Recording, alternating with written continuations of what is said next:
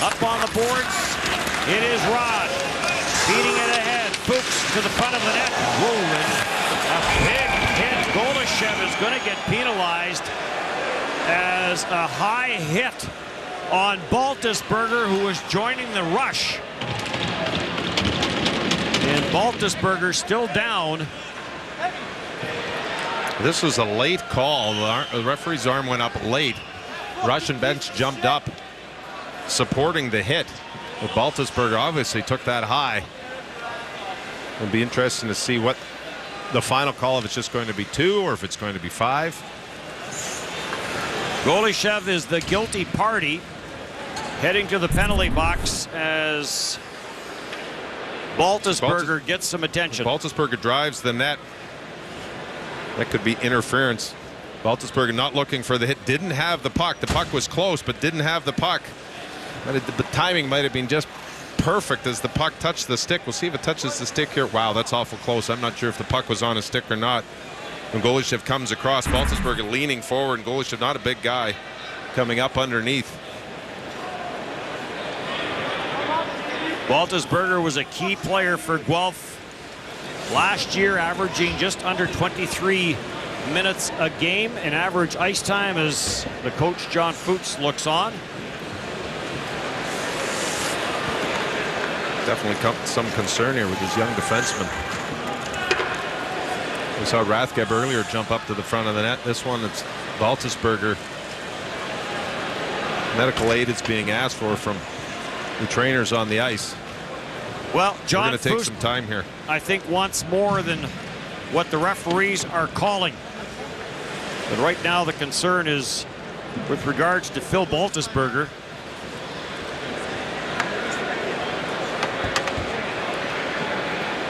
Baltisberger's listed at 6'1", but he got down really low. Golishev's not a big guy. He's about 5'9" at best. Stretcher is making its way onto the ice here at Air Canada Centre as they continue to tend to Baltisberger. Right now the call is Golyshev, 2 minutes for interference. The officials have had a conference with regards to the hit, so we don't expect that to change to more than a 2-minute penalty.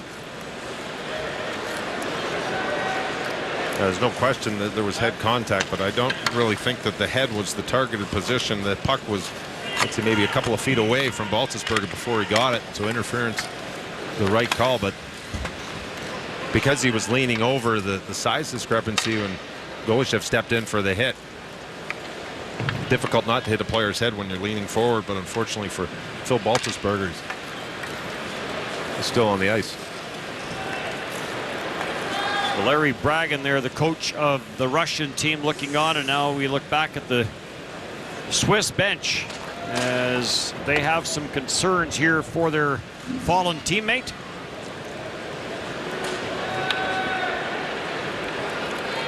We will take a break. Russia 3 goals in the first period and leading by up on the boards. Phil Baltisberger still down on the ice here at Air Canada Centre as he took the hit on the rush from Anatoli Golyshev. And lots of concern here at the Air Canada Centre. And probably some concern from Scott Walker, one of the Canadian coaches who coaches Baltisberger in Guelph. Well, this game has been, the emotion has picked up as the game's gone along. There have been some big hits, and I don't think this was a hit targeting the head. I think it was just one of those hits where the player driving the net reaching for the puck, and it's just, you see Golyshev come in, keeps low. You can see his head, the head of Baltisberger snaps back on there. I'm not even sure if he caught him in the head. From this angle, it looks like the shoulder hits the head, but the shoulder hits him from the shoulder and then into the head. But Baltisberger head just snapped as he was reaching for that puck. You see him just start to reach with his hands, and as he opens his hands up, he takes the hit. He was in a vulnerable position. And Golyshev was on the backside. He read the play perfectly for the hit. But unfortunately, Baltisberger's head snapped.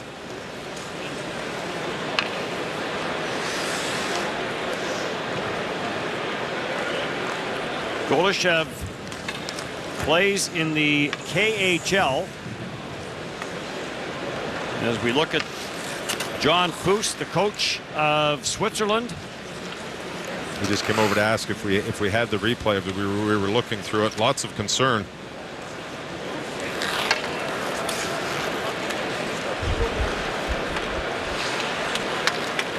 IIHF does review anything that might be deemed controversial.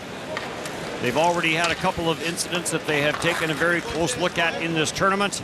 Dan Marawelli, the former National Hockey League referee, is just down to our right here up in the press box, and he will be the man who will decide whether more discipline is needed. As of right now, 2 minutes on the clock. Interference is the call.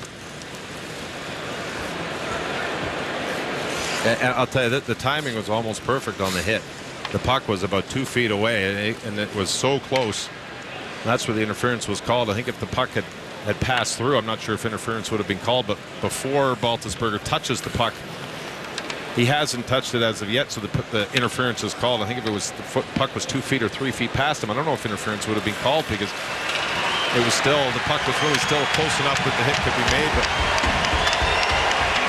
and now Golyshev is being sent to the dressing room, and 5 minutes up on the clock.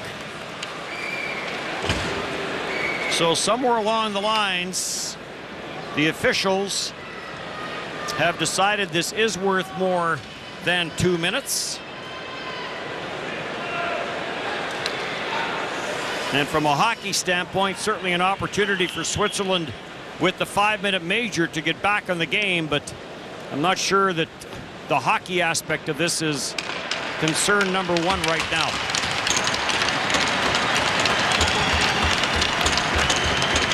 Actual time 8.5 minutes ago is when the hit happened, so they have been very careful in their handling of Phil Baltisberger.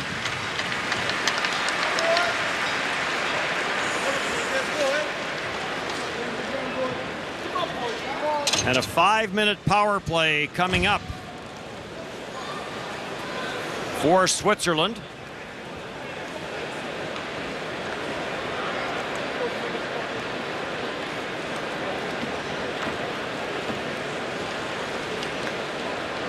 Switzerland coming off the win over the Czech Republic.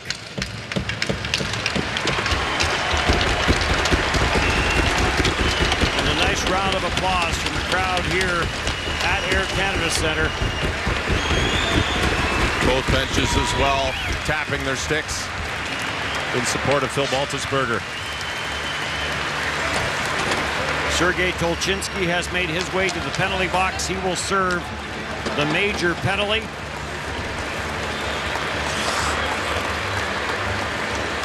And there's the netminder, Gauthier Desclous, over to give his teammate a little tap.